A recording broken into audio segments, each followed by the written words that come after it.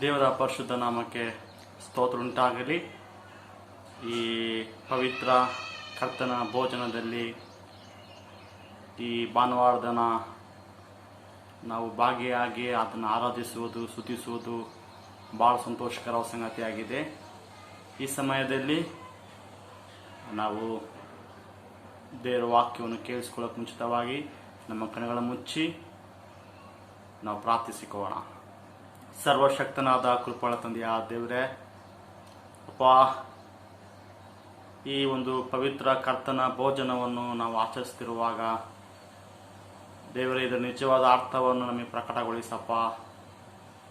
ಈ ದಿನ ಆರಾಧನೆ ನಡೆಸಿಕೊಡು, ಕೇಳಿಸಿಕೊಳ್ಳುವಂಥ ಎಲ್ಲ ಜನರ ಮೇಲೆ ಆಸ್ತಿ ತಿಳಿದು ಬರಲಿ. ಈ ಸಭೆಯನ್ನು ಆಶೀರ್ವದಿಸ್ರಿ. ಪವಿತ್ರ ಆತ್ಮನೇ, ನೀನನ್ನು ಕೂಡ ಮಾತನಾಡಪ್ಪ, ಉಪಯೋಗಿಸ್ಕೋ. ನಿನ್ನ ನಾಮಕ್ಕೆ ಮಹಿಮೆ ಉಂಟಾಗಲಿ. ಯೇಸು ಸ್ವಾಮಿ ಹೆಸರಿನಲ್ಲಿ ಪ್ರಾರ್ಥಿಸಿದೆಯ ದೇವರೇ, ಆಮೆನ್. Price the lord. ಮತ್ತೊಂದು ಆವೃತ್ತಿ ನಾವು ನಿಮ್ಮ ಮುಂದೆ ದೇವರ ವಾಕ್ಯ ಹಂಚಿಕೊಳ್ಳಲಿಕ್ಕೆ ನನಗೆ ಭಾಳ ಸಂತೋಷಕರ ಸಂಗತಿಯಾಗಿದೆ. ಈ ಸಂದರ್ಭದಲ್ಲಿ ನಾವು ಕರ್ತನನ್ನು ಆರಾಧಿಸಲಿಕ್ಕೆ ನಾವು ಸೇರಿ ಬಂದಿರುವಾಗ, ಆತನು ಸ್ತುತಿಸಲಿಕ್ಕೆ ನಾವು ಕೂಡಿ ಬಂದಿರುವಾಗ, ಮತ್ತು ಅದರ ಮಧ್ಯದಲ್ಲಿ ನಾವು ಈ ಪವಿತ್ರ ಕರ್ತನ ಭೋಜನವನ್ನು ಆಚರಿಸಲಿಕ್ಕೆ ನಾವು ಸೇರಿ ಬಂದಿರುವಾಗ ಸತ್ಯವೇದ ಏನು ಹೇಳ್ತಿದ್ದೆ ನಾವು ತಿಳಿದುಕೋಣ ಪ್ರಿಯರೇ. ಪಸ್ಕ ಹಬ್ಬದ ಸಂದರ್ಭದಲ್ಲಿ ಯೇಸು ಕ್ರಿಸ್ತನು, ಆತನು ಶಿಷ್ಯಂದರು ಒಟ್ಟಾಗಿ ಸೇರಿ ಅವರು ರೊಟ್ಟಿಯನ್ನು ಮುರಿದು ದ್ರಾಕ್ಷರಸವನ್ನು ಅವರು ಕುಡಿಯೋರಾಗಿದ್ದರು ಪ್ರಿಯರೇ. ಇದನ್ನು ನಾವು ಪವಿತ್ರ ಕರ್ತನ ಭೋಜನ ಎಂದ ಕರೆಯುತ್ತೇವೆ. ಈ ಸಂಗತಿ ಯೇಸು ಕ್ರಿಸ್ತನು ಆತನ ಮರಣವನ್ನು ನೀನು ಸ್ವಲ್ಪ ದಿನಗಳ ಅವಧಿಯಲ್ಲಿ ಈ ಪಸ್ಕ ಹಬ್ಬದಲ್ಲಿ ಇದನ್ನು ಆಚರಿಸುತ್ತಾರೆ. ದೇವರ ವಾಕ್ಯದಲ್ಲಿ ಇದನ್ನು ನಾವು ನೋಡಿಕೊಳ್ಳೋಣ. ಮತ್ತೇನು ಬರೆದ ಸುವಾರ್ತೆ 26ನೇ ಅಧ್ಯಾಯ 26 ಮತ್ತು 27ನೇ ವಚನ ನಾವು ಓದಿಕೊಳ್ಳೋಣ. ಅವರು ಊಟ ಮಾಡುತ್ತಿರುವಾಗ ಯೇಸು ರೊಟ್ಟಿಯನ್ನು ತೆಗೆದುಕೊಂಡು ದೇವರ ಸ್ತೋತ್ರ ಮಾಡಿ ಮುರಿದು ಶಿಷ್ಯರಿಗೆ ಕೊಟ್ಟು, ತಕ್ಕೊಳ್ಳಿರಿ, ತಿನ್ನಿರಿ, ಇದು ನನ್ನ ದೇಹ ಅಂದನು. ಆಮೇಲೆ ಪಾತ್ರೆಯನ್ನು ತೆಗೆದುಕೊಂಡು ಸ್ತೋತ್ರ ಮಾಡಿ ಅವರಿಗೆ ಕೊಟ್ಟು, ಇದರಲ್ಲಿರುವುದನ್ನು ಎಲ್ಲರೂ ಕುಡಿಯಿರಿ, ಇದು ನನ್ನ ರಕ್ತ, ಇದು ಒಡಂಬಡಿಕೆಯ ರಕ್ತ, ಇದು ಪಾಪಗಳ ಕ್ಷಮೆಗಾಗಿ ಬಹು ಜನರಿಗೋಸ್ಕರ ಸುರಿಸಲ್ಪಡುವ ರಕ್ತ. ಓಕೆ, ಇಲ್ಲಿ ಯೇಸು ಸ್ವಾಮಿ ಆತನು ರೊಟ್ಟಿ ತೆಗೆದುಕೊಂಡು ಅದನ್ನು ಮುರಿದು ದೇವರಿಗೆ ಸ್ತೋತ್ರ ಮಾಡಿದನು. ಸ್ತೋತ್ರ ಮಾಡಿ, ತಕೊಳ್ರಿ, ತಿನ್ರಿ, ಇದು ನನ್ನ ದೇಹ ಎಂದಾಗಿ ಹೇಳಿದನು. ಅದೇ ರೀತಿ ಆತನು ಪಾತ್ರೆ ತೆಗೆದುಕೊಂಡು ಅದರಲ್ಲಿ ದ್ರಾಕ್ಷರಸವನ್ನು ಹಾಕಿ, ತಕೊಳ್ರಿ, ಇದು ನನ್ನ ರಕ್ತ, ಇದು ಪರಿಶುದ್ಧವಾದ ರಕ್ತ, ಹೊಸ ಒಡಂಬಡಿಕೆಯನ್ನು ಸೂಚಿಸುವಂತ ರಕ್ತ ಎಂಬುದಾಗಿ ಕರ್ತನು ಹೇಳಿದನು. ಪ್ರಿಯರೇ, ಪ್ರತಿ ಸರಿ ನಾನು ಮತ್ತು ನೀನು ಸಭೆಯಾಗಿ ಸೇರಿ ಬರುವಾಗ ನಾವು ಈ ಪವಿತ್ರ ಕರ್ತನ ಮೇಜೆಯನ್ನು ನಾವು ಆಚರಿಸುತ್ತೇವೆ. ಈ ಪವಿತ್ರ ಕರ್ತನ ಮೇಜ್ ತೆಗೆದುಕೊಳ್ಳುವಾಗ ಯೇಸು ಕ್ರಿಸ್ತನು ಆತನು ಬಹಳ ಒತ್ತಿ ಆತನು ಎರಡು ಸಂಗತಿ ಆತನು ಹೇಳುತ್ತಾನೆ. ಅದರಲ್ಲಿ ಪೌಲನು ಸಹ ಇನ್ನೊಂದು ಸಂಗತಿ ಹೇಳ್ತಾನೆ. ಪ್ರತಿ ಸರಿ ಇದನ್ನು ನಾವು ಪಾಲ್ಗೊಳ್ಳುವಾಗ, ಇದರಲ್ಲಿ ನಾವು ಭಾಗಿಯಾಗುವಾಗ ಈ ಮೂರು ಸಂಗತಿ ನಮ್ಮ ನೆನಪಿಟ್ಕೊಳ್ಬೇಕಾಗಿದೆ ಪ್ರೇರೆ. ಏನು ಮೂರು ಸಂಗತಿ? ಮೊದಲನೇ ಸಂಗತಿ, ಯೇಸು ಕ್ರಿಸ್ತನು ಆತ ಏನು ಹೇಳಲಿಕ್ಕೆ ಬಯಸ್ತಾನಂದ್ರೆ, ಯೇಸು ಕ್ರಿಸ್ತನು ಏನು ಹೇಳಲಿಕ್ಕೆ ಬಯಸ್ತಾನಂದ್ರೆ, ಮೊದಲನೇ ಸಂಗತಿ ನೋಡುವಾಗ ಪ್ರತಿ ಸರಿ ಆತನ ಮರಣವನ್ನು ನಾವು ಧ್ಯಾನ ಮಾಡುವಾಗ, ಈ ಕರ್ತನ ಮೇಜಲ್ಲಿ ಭಾಗಿಯಾಗುವಾಗ ಯೇಸು ಕ್ರಿಸ್ತನ ಒಂದು ಮರಣ, ಅದು ಆಕಸ್ಮಿಕವಾಗಿ ಆಗಿಲ್ಲ ಪ್ರೇರೆ. ಇದು ಬಹಳ ಇಂಪಾರ್ಟೆಂಟ್. ಯೇಸು ಕ್ರಿಸ್ತನ ಮರಣ ಆಕಸ್ಮಿಕವಾಗಿ ಉಂಟಾಗಿಲ್ಲ. ಕೆಲವು ಲೋಕದಲ್ಲಿ ಇತಿಹಾಸ ಕೆಲವು ಜನರು ಹೇಳ್ತಾರೆ ಯೇಸು ಕ್ರಿಸ್ತನ ಮರಣ ಆಕಸ್ಮಿಕವಾಗಿ ಆತನು ಬಂದ, ಆಕಸ್ಮಿಕವಾಗಿ ಆತನು ಶಿಲುಬೆ ಹಾಕಿದ್ರು. ಯಾಜಕರು, ಮಹಾಯಾಜಕರು, ಅನೇಕರು ಜನರು ಸೇರಿ ಅಲ್ಲಿ ಆತನನ್ನು ಶಿಲುಬೆ ಹಾಕಿದ್ರು. ಅದು ಆಕಸ್ಮಿಕವಾಗಿ ಪ್ರೇರೆ. ಯೇಸು ಕ್ರಿಸ್ತನ ಮರಣ ಆಕಸ್ಮಿಕವಾಗಿ ಆಗಿಲ್ಲ. ಒಂದು ವಚನ ನಾವು ಓದಿಕೊಳ್ಳೋಣ. ಲೂಕನ ಬರೆದ ಸುವಾರ್ತೆ 22ನೇ ಅಧ್ಯಾಯ 19ನೇ ವಚನ ನಾವು ಓದಿಕೊಳ್ಳೋಣ. ಬಳಿಕ ಆತನು ರೊಟ್ಟಿಯನ್ನು ತೆಗೆದುಕೊಂಡು ಸ್ತೋತ್ರ ಮಾಡಿ ಮುರಿದು ಅವರಿಗೆ ಕೊಟ್ಟು, ಇದು ನಿಮಗೋಸ್ಕರ ಕೊಟ್ಟಿರುವ ನನ್ನ ದೇಹ, ನನ್ನನ್ನು ನೆನೆಸಿಕೊಳ್ಳುವುದಕ್ಕೋಸ್ಕರ ಹೀಗೆ ಮಾಡಿರಿ ಅಂದನು. ಇಲ್ಲಿ ದೇವರ ವಾಕ್ಯ ಹೇಳ್ತಿದೆ, ಈ ದೇಹ ನಿನಗೋಸ್ಕರವಾಗಿ ಕೊಡಲ್ಪಟ್ಟಂತ ನನ್ನ ದೇಹ ಅಂದಾಗಿ ಪ್ರೇರೆ. ಯೇಸು ಕ್ರಿಸ್ತನ ಮರಣ ಅದು ಆಕಸ್ಮಿಕವಾಗಿಲ್ಲ. ಯೇಸು ಕ್ರಿಸ್ತನು ಆತನು ಮನಸ್ಸಾರೆ ಆತನ ಪ್ರಾಣವನ್ನು ಕೊಟ್ಟಿದ್ದಾನೆ ಪ್ರೇರೆ. ಮನಸ್ಸಾರೆ ಆತನು ಇಡೀ ಲೋಕದ ಪಾಪ ನಿವಾರಣೆಗಾಗಿ,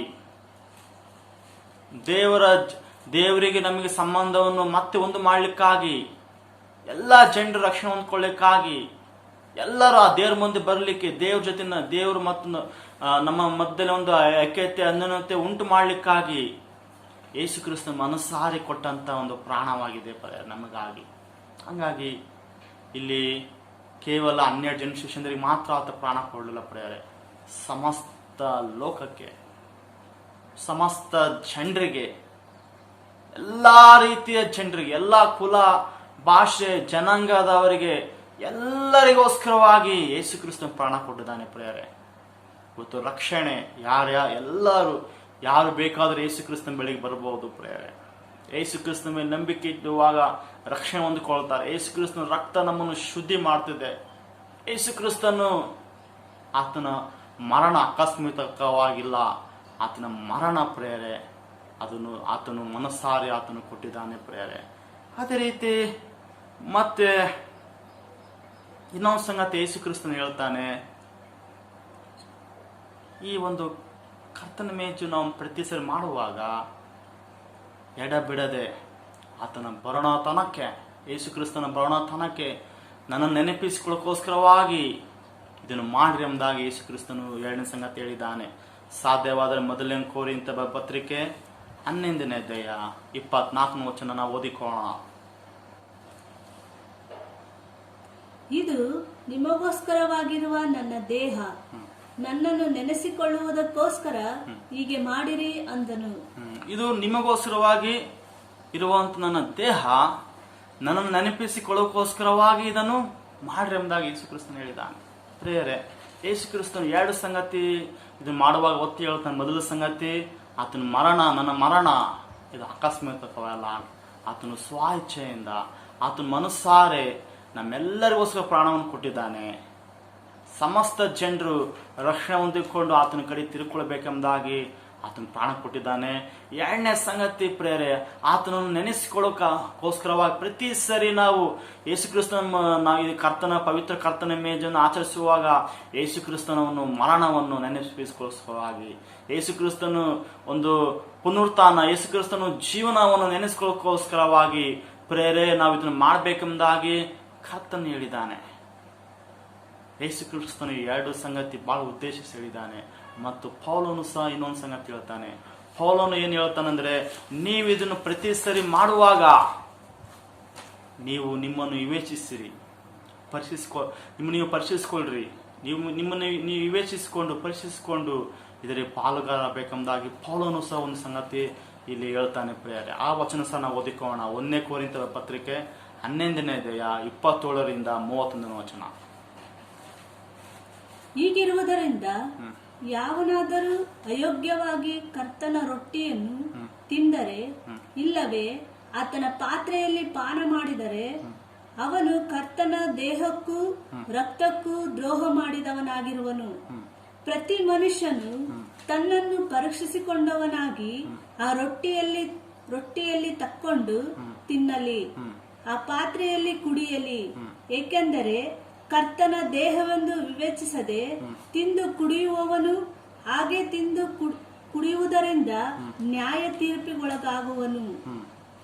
ಈ ಕಾರಣದಿಂದಲೇ ನಿಮ್ಮಲ್ಲಿ ಬಹು ಮಂದಿ ಬಲಹೀನರು, ರೋಗಿಗಳು ಆಗಿದ್ದಾರೆ ಮತ್ತು ಅನೇಕರು ಸಾಯುತ್ತಾರೆ. ನಮ್ಮನ್ನು ನಾವೇ ವಿಚಾರಿಸಿಕೊಂಡರೆ ನ್ಯಾಯ ವಿಚಾರಣೆಗೊಳಗಾಗುವುದಿಲ್ಲ.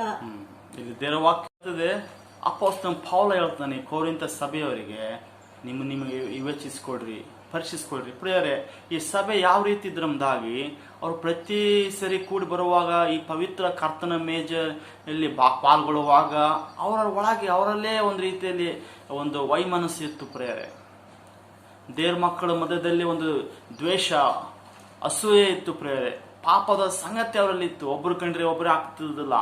ಅವ್ರು ಯಾವಾಗಲೂ ವಾರ ಪೂರ್ತಿ ಅವರು ಯಾವಾಗಲೂ ವೈಮನಸ್ಸು, ಕೋಪ, ಪಾಪದಲ್ಲಿ ನಡೀತಿರುವಾಗ ಈ ಪವಿತ್ರ ಕರ್ತನ ಮೇಜು ಬರುವಾಗ ಇದನ್ನು ಭಾಗಿಯಾಗಲಿಕ್ಕೆ ಬರ್ತಿದ್ರು. ಆಗ ಪೌಲ ಹೇಳ್ತಾನೆ, ಫಸ್ಟ್ ನೀವು ಕರ್ತನ ದೇಹಕ್ಕೆ, ರಕ್ತಕ್ಕೆ ನೀವು ಮಾಡೋರಾಗಿದ್ದೀರಿ. ಯಾಕಂದ್ರೆ ನಿಮ್ಮ ಒಳಗೆ ಪ್ರೀತಿ, ಅನ್ಯೋನ್ಯತೆ, ಐಕ್ಯತೆ ಇಲ್ಲದಿರುವಾಗ ನೀವು ಇದರಲ್ಲಿ ಹೆಂಗೆ ಭಾಗಿಯಾಗ್ತೀರಿ? ನಿಮ್ಮನ್ನು ಪರೀಕ್ಷಿಸ್ಕೊಳ್ಳದೆ ವಿವೇಚಿಸದೆ ಈ ಒಂದು ಕರ್ತನ ದೇಹ ರಕ್ತವನ್ನು ತಿನ್ನುವಾಗ ಅವನು ನ್ಯಾಯ ತೀರ್ಪಕ್ಕೆ ಗುರಿ ಆಗ್ತಾನೆ. ಕರ್ತನ ದೇಹಕ್ಕೆ ಮೋಸ ಮಾಡುವವನಾಗಿದ್ದಾನೆ. ಪ್ರಿಯರೇ, ಈ ಕರ್ತನ ದೇಹ, ಈ ಕರ್ತನ ರಕ್ತವನ್ನು ನಾವು ಸೇವಿಸುವಾಗ ನಮ್ಮನ್ನು ನಾವು ಪರೀಕ್ಷಿಸ್ಕೊಳ್ಬೇಕು. ಪ್ರಿಯರೇ, ಈ ಮೂರು ಸಂಗತಿ ಪ್ರತಿ ಸರಿ ನಾವು ಆತನ ದೇಹ, ಈ ರೊಟ್ಟಿ ಆತನ ದೇಹ ತಿನ್ನುವಾಗ, ಈ ದ್ರಾಕ್ಷರಸ ಆತನ ರಕ್ತವನ್ನು ಕುಡಿಯುವಾಗ ಈ ಮೂರು ಸಂಗತಿ ನಾವು ಯಾವಾಗಲೂ ನೆನೆಸ್ಕೊಳ್ಬೇಕು. ಯೇಸು ಕ್ರಿಸ್ತನ ಮರಣ ಆಕಸ್ಮಿಕವಾಗಿ ಆಗಿಲ್ಲ. ಆತನು ಮನಸ್ಸಾರೆ ಸಮಸ್ತ ಜನರಿಗೆ ಆತ ಕೊಟ್ಟಿದ್ದಾನೆ. ಎರಡನೇ ಸಂಗತಿ, ಯೇಸು ಕ್ರಿಸ್ತನು ಆತನ ಬರೋವರೆಗೆ ಆತ ನೆನಪಿಸ್ಕೊಳ್ಳೋಕ್ಕಾಗಿ ಇದನ್ನು ನಾವು ಆಚರಿಸಬೇಕೆಂಬುದಾಗಿ. ಮೂರನೇ ಸಂಗತಿ ಪ್ರಿಯರೇ, ನಾವು ವಿವೇಚಿಸಿಕೊಂಡು, ನಮ್ಮನ್ನು ಪರೀಕ್ಷಿಸಿಕೊಂಡು ನಾವು ಇದರಲ್ಲಿ ಭಾಗಿಯಾಗಬೇಕೆಂಬುದಾಗಿ ದೇವರು ಬಯಸುವನಾಗಿದ್ದಾನೆ.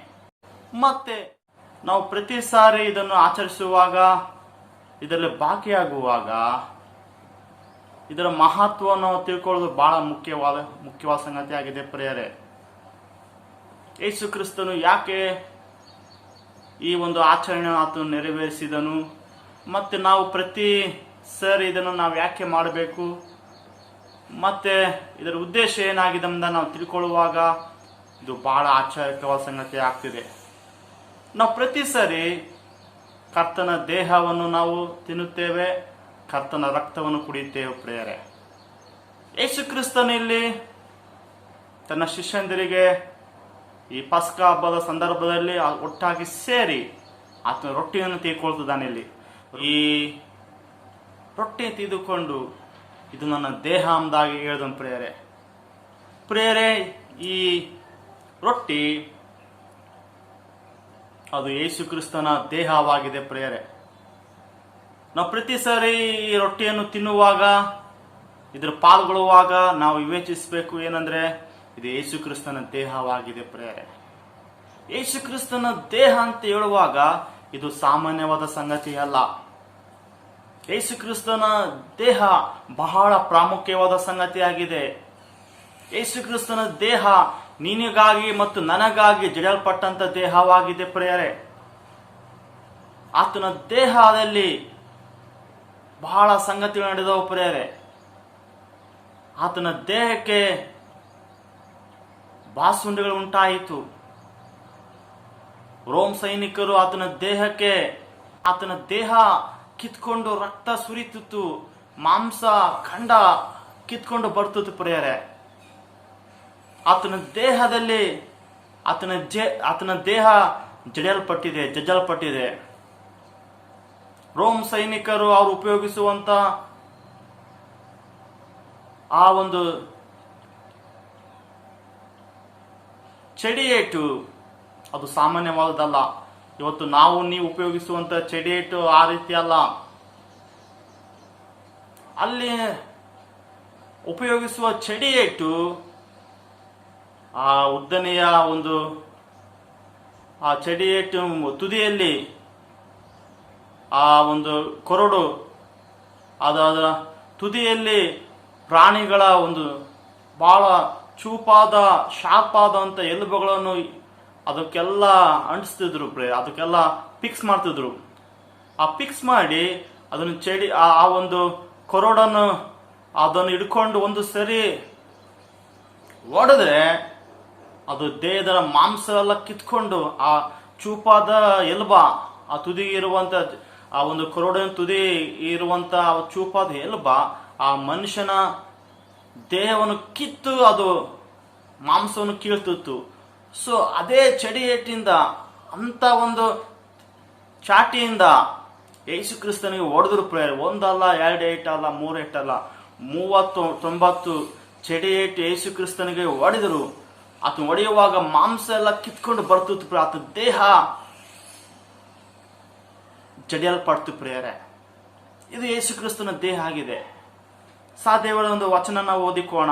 ಮತ್ತೆ ಬರೆದ ಸುವಾರ್ತೆ 27-26 ವಚನ. ಇಲ್ಲಿ ಯಾವ ರೀತಿ ಆತನು ಚಡಿಯೇಟಿನ ನಮ್ದಾಗಿ ಇಲ್ಲಿ ಬರೆಯಲ್ಪಟ್ಟಿದೆ ಪ್ರಿಯರೇ. ಆಮೇಲೆ ದೇಶಾಧಿಪತಿಯ ಸಿಪಾಯಿಗಳು ಯೇಸುವನ್ನು ಅರಮನೆ ಒಳಕ್ಕೆ ತೆಗೆದುಕೊಂಡು ಹೋಗಿ ಪಟಾಲಮನೆಲ್ಲ ಆತನ ಸುತ್ತಲೂ ಕೂಡಿಸಿಕೊಂಡು ಆತನ ಬಟ್ಟೆಗಳನ್ನು ತೆಗೆದುಹಾಕಿ ಕೆಂಪು ಒಲ್ಲೆಯನ್ನು ಒದಿಸಿ ಮುಳ್ಳು ಬಳ್ಳಿಯಿಂದ ಕಿರೀಟವನ್ನು ಎಳೆದು ಆತನ ತಲೆಯ ಮೇಲೆ ಇಟ್ಟು ಬಲಗೈಯಲ್ಲಿ ಬೆತ್ತವನ್ನು ಕೊಟ್ಟು ಆತನ ಮುಂದೆ ಮೊಣಕಾಲೂರಿ, ಯೆಹೂದ್ಯರ ಅರಸನೇ, ನಿನಗೆ ನಮಸ್ಕಾರ ಎಂದು ಆತನನ್ನು ಪರಿಹಾಸ ಮಾಡಿದರು. ಓಕೆ, ಇಲ್ಲಿ ದೇವವಾಕ್ಯ ಬರೆಯಲ್ಪಟ್ಟಿದೆ. ಆತನಿಗೆ ಅಪಹಾಸ್ಯ ಮಾಡಿ ಮತ್ತು ಚಡಿಯೇಟನ್ನು ಹೊಡೆದು ಮತ್ತು ಆತನಿಗೆ ಮುಳ್ಳಿನ ಕಿರೀಟ ಧರಿಸಿದಂದಾಗಿ ಪ್ರಿಯರೇ. ಮುಳ್ಳಿನ ಕಿರೀಟ ಆತನಿಗೆ ಇಟ್ಟಿರಂದಾಗಿ. ಮುಳ್ಳಿನ ಕಿರೀಟ ಅಂತ ನೋಡುವಾಗ ಸಾಮಾನ್ಯವಾದ ಕಿರೀಟವಲ್ಲ, ಅದು ಸುತ್ತಲೂ ಮುಳ್ಳುಗಳು ಇರ್ತಿದ್ವು. ಮುಳ್ಳು ನೋಡುವಾಗ ನಿಮ್ಮಲ್ಲಿ ಕಾಣುವಂತ ಮುಳ್ಳುಗಳು ಅಲ್ಲವು. ನಾವು ನೋಡುವಂತ ನಮಗೆ ಚುಂಚಿದಂತ ಮುಳ್ಳುಗಳಲ್ಲ. ಆ ದೇಶದ ಮುಳ್ಳು ನೋಡುವಾಗ ಅದು ಒಂದು ಸರಿ ಮನುಷ್ಯನ ದೇಹಕ್ಕೆ ನಾಟಿದ್ರೆ ಅದು ಒಳಗೆ ಹೋಗಿ ನಾಟುವಂತ ಮುಳ್ಳಾಗಿತ್ತು. ಅಂತ ಮುಳ್ಳಿನಿಂದ ಸುತ್ತ ಒಂದು ಕಿರೀಟವನ್ನು ಮಾಡಿ ಯೇಸು ಕ್ರಿಸ್ತನ ತಲೆಗೆ ಅದಿಮಿದ್ರು ಪ್ರಿಯರೇ. ಸಾಧ್ಯವಾದರೆ ಮಾರ್ಕಂಬರ ಸುವಾರ್ತೆ 15-17 ವಚನ ಓದಿಕೋಣ.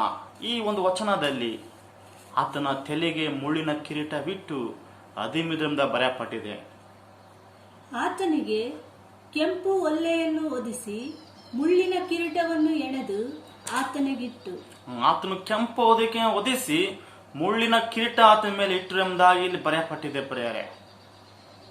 ಅದಿಮಿದ್ರಂದಾಗಿ ಮುಳ್ಳಿನ ಕಿರೀಟ ತಲೆ ಮೇಲೆ ಅದಿಮುವಾಗ ಎಷ್ಟೋ ನೋವಾಗುತ್ತೆ. ನಮಗೆ ಸ್ವಲ್ಪ ಕಾಲಿಗೆ ಮುಳ್ಳು ಸಿಂಚಿದ್ರೆ ಸಾಕು, ನಾವು ಅಪ್ಪ ಅಮ್ಮ ಅಂತ ಎಷ್ಟು ಕೂಗ್ತೀವಿ. ಆದ್ರೆ ಯೇಸು ಕ್ರಿಸ್ತನ ತಲೆಗೆ ಮುಳ್ಳಿನ ಕಿರೀಟ ಇಟ್ಟು ಅದಿಮಿದ್ರು ಪ್ರಿಯರೇ. ಮತ್ತಿದು ಮಾತ್ರ ಅಲ್ಲದೆ ದೇವವಾಕ್ಯ ಬರೆಯಲ್ಪಟ್ಟಿದೆ. 1 ಪೇತ್ರ 2-24 ವಚನದಲ್ಲಿ ಆತನನ್ನು ಪ್ರಿಯರೇ ಒಂದು ದೊಡ್ಡ ಒಂದು ಮರಣದ ಕಂಬಕ್ಕೆ ಆತನಿಗೆ ಹಾಕಲ್ಪಟ್ಟಂದಾಗಿ ಆ ವಚನ ಸಹ ನಾವು ಓದಿಕೋಣ. 1 ಪೇತ್ರ 2-24 ವಚನ. ನಾವು ಪಾಪದ ಪಾಲಿಗೆ ಸತ್ತು ನೀತಿವಂತರಾಗಿ ಜೀವಿಸುವಂತೆ ಆತನು ನಮ್ಮ ಪಾಪಗಳನ್ನು ತಾನೇ ತನ್ನ ದೇಹದಲ್ಲಿ ಹೊತ್ತುಕೊಂಡು ಮರಣದ ಕಂಬವನ್ನು ಏರಿದನು. ಇಲ್ಲಿ ದೇವವಾಕ್ಯ ಹೇಳ್ತದೆ, ಮರಣದ ಕಂಬವನ್ನು ಏರಿದನು ಪ್ರಿಯರೇ. ಒಟ್ಟಿನಲ್ಲಿ ನಾವು ಹೇಳುವಾಗ ಯೇಸು ಕ್ರಿಸ್ತನು ದೇಹ ನಮಗಾಗಿ ಜಯಪಟ್ಟಿದೆ ಪ್ರಿಯರೇ. ಯೇಸು ಕ್ರಿಸ್ತನು ಆತನು ಈ ಪಸ್ಕ ಹಬ್ಬದ ಸಂದರ್ಭದಲ್ಲಿ ಶಿಲುಬೆಗೆ ಹೋಗಕ್ ಮುಂಚಿತವಾಗಿ ಆತನು ಈ ಪವಿತ್ರ ಕರ್ತನ ಮೇಜನ್ನು ಆಚರಿಸುತ್ತಿರುವಾಗ ಆತನು ರೊಟ್ಟಿಯನ್ನು ತೆಗೆದುಕೊಂಡು ಆತನು ಮುರಿದನು ಕೊಟ್ಟಿದ್ದು ನನ್ನ ದೇಹ ಅಂದಾಗಿ ಹೇಳಿದನು ಪ್ರಿಯರೇ. ಯೇಸು ಕ್ರಿಸ್ತನ ಈ ಒಂದು ದೇಹ ನನಗಾಗಿ ನಿನಗಾಗಿ ಮುರಿಯಲ್ಪಟ್ಟಿದೆ ಪ್ರಿಯರೇ. ಈ ರೊಟ್ಟಿ ಏನು ಸೂಚಿಸ್ತದೆ ಅಂದರೆ ಯೇಸು ಕ್ರಿಸ್ತನ ದೇಹವಾಗಿದೆ. ಇವತ್ತು ಯೇಸು ಕ್ರಿಸ್ತನ ದೇಹದಲ್ಲಿ ಬಾಸುಂಡೆಗಳು ಬಂದಾವೆ. ಯೇಸು ಕ್ರಿಸ್ತನ ದೇಹ ಜಡಿಯಲ್ಪಟ್ಟಿದೆ. ಯೇಸು ಕ್ರಿಸ್ತನು ಆತನು ನಮಗಾಗಿ ನಿನಗಾಗಿ ಜಡಿಯಲ್ಪಟ್ಟಿದ್ದಾನೆ ಪ್ರಿಯರೇ. ದೇವರ ವಾಕ್ಯ ಹೇಳ್ತದೆ, ಯೇಸು ಕ್ರಿಸ್ತನ ಬಾಸುಂಡೆಗಳಿಂದ ನಮಗೆ ಗುಣವಾಯಿತೆಂಬುದಾಗಿ. ಇವತ್ತು ಪ್ರಿಯರೇ, ನನ್ನ ರೋಗ, ನನ್ನ ಕಾಯಿಲೆಗಳು ಆತನ ಬಾಸುಂಡೆಗಳಿಂದ ನನಗೆ ಗುಣಪಟ್ಟಿದೆ. ಯೇಸು ಕ್ರಿಸ್ತನು ಜಡಿಯಲ್ಪಟ್ಟ ನಿಮಿತ್ತದಿಂದ, ಯೇಸು ಕ್ರಿಸ್ತನ ಗಾಯಗಳಿಂದ ಇವತ್ತು ನಾನು ನೀನು ಸೌಖ್ಯವಾಗಿ ಆರೋಗ್ಯವಾಗಿರಲಿಕ್ಕೆ ಸಾಧ್ಯವಾಗಿದೆ ಪ್ರಿಯರೇ. ಮತ್ತು ದೇವರ ವಾಕ್ಯ ಹೇಳ್ತದೆ, ಆತನು ರೊಟ್ಟಿಯನ್ನು ತೆಗೆದು ದೇವರಿಗೆ ಸ್ತೋತ್ರ ಮುರಿದು ಕೊಟ್ಟ ಮೇಲೆ ಆತನು ಪಾತ್ರೆ ತೆಗೆದುಕೊಂಡ ಪ್ರಿಯರೇ. ಪಾತ್ರೆ ತೆಗೆದುಕೊಂಡು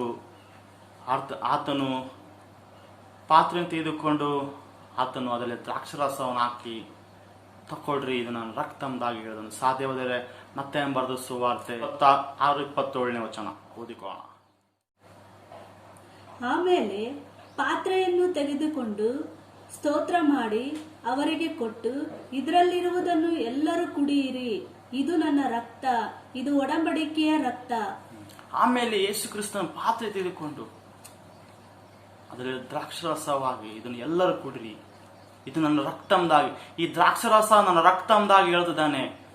ಇದು ಹೊಸ ಒಡಂಬಡಿಕೆ ಸೂಚಿಸುವಂತ ರಕ್ತ. ಈ ರಕ್ತ ಬಹು ಜನರ ಪಾಪವನ್ನು ಕ್ಷಮಿಸುವ ಸೂಸಪಡುವಂತ ರಕ್ತ ಇದೆ ಪ್ರೇರೆ. ಈ ದ್ರಾಕ್ಷರಸ ಇದು ಏನು ಸೂಚಿಸ್ತದೆ ಅಂದ್ರೆ ಯೇಸು ಕ್ರಿಸ್ತನ ಪವಿತ್ರವಾದ ರಕ್ತವಾಗಿದೆ. ಇವತ್ತು ಪ್ರೇರೆ, ಯೇಸು ಕ್ರಿಸ್ತನು ರಕ್ತ ಸಕಲ ಲೋಕದ ಪಾಪವನ್ನು, ನನ್ನ ಪಾಪ ನಿನ್ನ ಪಾಪ ಕ್ಷಮಿಸುವಂತ ರಕ್ತವಾಗಿದೆ. ಯೇಸು ಕ್ರಿಸ್ತನ ರಕ್ತ ಸಕಲ ನೀತಿ ತೊಳೆದು ಶುದ್ಧ ಮಾಡುವಂತ, ಸಕಲ ಸಂಗತಿಯನ್ನು ಶುದ್ಧಿ ಮಾಡುವಂತ ಪರಿಶುದ್ಧವಾದ ರಕ್ತವಾಗಿದೆ ಪ್ರೇರೆ. ಇವತ್ತು ಆ ರಕ್ತದಿಂದ ಇವತ್ತು ನನ್ನನ್ನು ನಿನ್ನನ್ನು ಆತನು ತೊಳೆದು ಶುದ್ಧಿ ಮಾಡಿದ್ದಾನೆ ಪ್ರೇರೆ. ಇವತ್ತು ಯೇಸುವಿನ ರಕ್ತದ ಅಡಿಯಲ್ಲಿ ನಾನು ನೀನು ಬರಬೇಕಾಗಿದೆ ಪ್ರೇರೆ. ಯೇಸುವಿನ ರಕ್ತದಲ್ಲಿ ಇವತ್ತು ಜಯವಿದೆ. ಯೇಸುವಿನ ರಕ್ತದಲ್ಲಿ ಇವತ್ತು ಬಿಡುಗಡೆ ಇದೆ ಪ್ರೇರೆ. ಸೊ ಆತನು ಹೇಳ್ತಿದ್ದಾನೆ, ಈ ದ್ರಾಕ್ಷರಸ ನನ್ನ ರಕ್ತಂದಾಗಿ ಎಂದಾಗಿ ಇದನ್ನು ಕುಡಿರಿ ಎಂದಾಗಿ ಹೇಳ್ತಿದ್ದಾನೆ ಪ್ರೇರೆ. ಈ ರಕ್ತ ಇದು ಪರಿಶುದ್ಧವಾದ ರಕ್ತ ಪ್ರೇರೆ. ಈ ರಕ್ತದ ಮೂಲಕವಾಗಿ ದೇವರಿವತ್ತು ನನಗೂ ತಂದೆಯಾದ ದೇವರಿಗೂ ಆತ ಸಂಬಂಧ ಮುರಿದು ಹೋಗಿತ್ತು ಪ್ರೇರೆ. ನಮಗೆ ನಾವು ದೇವರ ಪ್ರಸನ್ನತೆ ಮುಂದೆ ಬರಕಾಗ್ತಿಲ್ಲ. ದೇವರ ಒಂದು ಮುಂದೆ ನಾವು ಬರಲಿಕ್ಕೆ ಯೋಗ್ಯತೆನೇ ಇಲ್ಲ. ಪಾಪದ ಪಾಲಿಗೆ ಸತ್ತವರು ನಾವಾಗಿದ್ವಿ. ಪಾಪದ ಕೆಸರಿನಲ್ಲಿ ಮುಳುಗಿದ್ದಂತ ನಾವಾಗಿದ್ವಿ. ಇಂಥ ಸಂದರ್ಭದಲ್ಲಿ ಪ್ರೇರೆ, ಯೇಸುವಿನ ರಕ್ತ ದೇವರಿಗೆ ನಮಗೆ ಸಂಬಂಧ ಇಲ್ಲದಿರುವಾಗ, ದೇವರು ನಮಗೆ ದೇವರ ಮುಂದೆ ನಮಗೆ ಯಾವ ಬರ್ಲಿಕ್ಕೆ ಅರ್ಹತೆ ಇಲ್ಲದ ನಮ್ಮನ್ನು ಯೇಸುವಿನ ರಕ್ತ ನನ್ನ ಪಾಪ ನಿನ್ನ ಪಾಪವನ್ನು ತೊಳೆದು ಶುದ್ಧಿ ಮಾಡಿ ಆತನ ಮುಂದೆ ಬರಲಿಕ್ಕೆ ಅದು ಸಹಾಯ ಮಾಡ್ತು ಪ್ರೇರೆ.